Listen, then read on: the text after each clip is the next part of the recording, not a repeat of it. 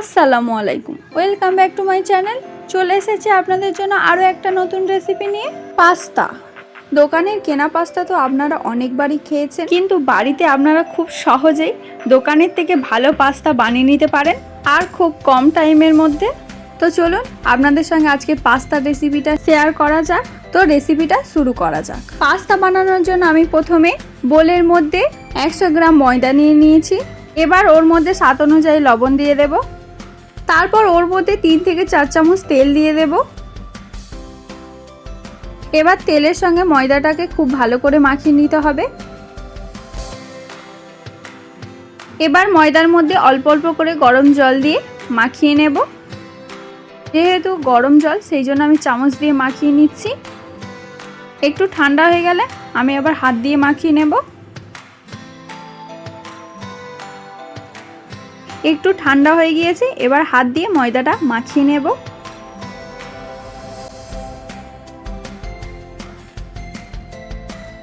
ময়দাটা মাখানো হয়ে গিয়েছে। এবার 10 থেকে 15 মিনিটের মতো ঢাকনা দিয়ে রেখে দেব। 10 থেকে 15 মিনিট পর ঢাকনা খুলে আমি ময়দাটা একটু মাখিয়ে নিচ্ছি। এবার ওর মধ্যে থেকে লেচি কেটে নেব। আমি এরকম মিডিয়াম সাইজের লেচিগুলো কেটে নিচ্ছি। এবার লেচিটা হাত দিয়ে গোল করে নেব। তারপর ময়দার সাহায্যে বড় করে বেলে নেব।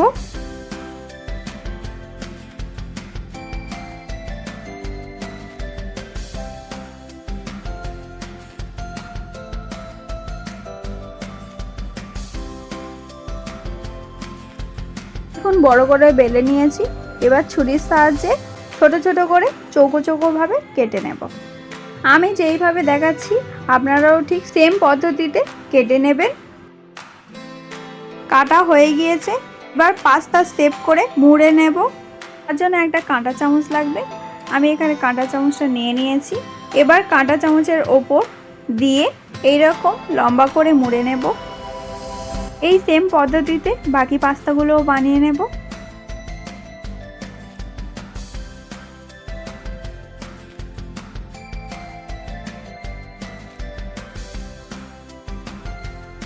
আমার সব পাস্তাগুলো বানানো হয়ে গিয়েছে।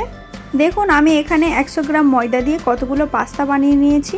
আপনারাও খুব সহজে বাড়িতে পাস্তাগুলো বানিয়ে নিতে পারেন। চলুন এবার রান্নাটা শুরু করা যাক। তার জন্য গ্যাসের মধ্যে আমি একটা কড়া বসিয়ে দিয়েছি। এবার কড়ার মধ্যে জল দিয়ে দেব পাস্তাগুলো সেদ্ধ করার জন্য। জলটা ফুটে উঠেছে। এবার ওর মধ্যে পাস্তাগুলো দিয়ে দেব।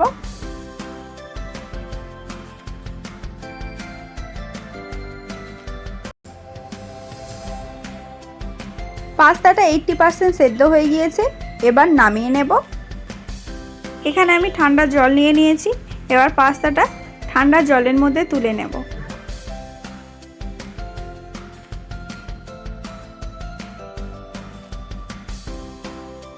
এবার অন্য একটা কড়া নিয়ে নিয়েছি। এবার কড়ার মধ্যে 250 গ্রাম দুধ দিয়ে দেব। তারপর ওর মধ্যে সামান্য পরিমাণে জল দিয়ে দেব। এবার দুধের মধ্যে 2টো তেজপাতা দিয়ে দেব। তারপর 3টে এলাচ দিয়ে দেব। তারপরে দুধটা একটু নাড়াচাড়া করে ওর মধ্যে 100 গ্রাম চিনি দিয়ে দেব। তারপর ওর মধ্যে স্বাদ অনুযায়ী লবণ দিয়ে দেব।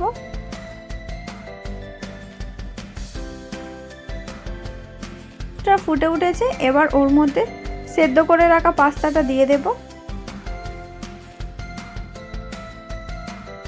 তারপরে কন্টিনিউয়াসলি বেশ কিছুক্ষণ ধরে নাড়াচাড়া করতে থাকবো।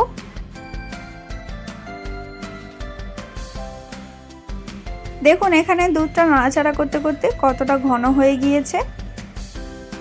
এবার ওর মধ্যে 2 চামচ ঘি দিয়ে দেব। তারপরে বেশ কিছুক্ষণ ধরে নাড়াচাড়া করে নামিয়ে নিলেই রেডি পাস্তার পায়েস। এই রেসিপিটা যদি আপনাদের ভালো লেগে থাকে তাহলে অবশ্যই একটা লাইক করতে ভুলবেন না। কমেন্টে জানাবেন রেসিপিটা কেমন হয়েছে, শেয়ার করে দেবেন। আরও নতুন নতুন ভিডিও দেখার জন্য আমাদের চ্যানেলটিকে সাবস্ক্রাইব করে আমাদের পাশে থাকবেন। আবার দেখা হচ্ছে অন্য কোনো ভিডিও নিয়ে। ততক্ষণের জন্য আপনারা সুস্থ থাকবেন, ভালো থাকবেন। আল্লাহ হাফেজ।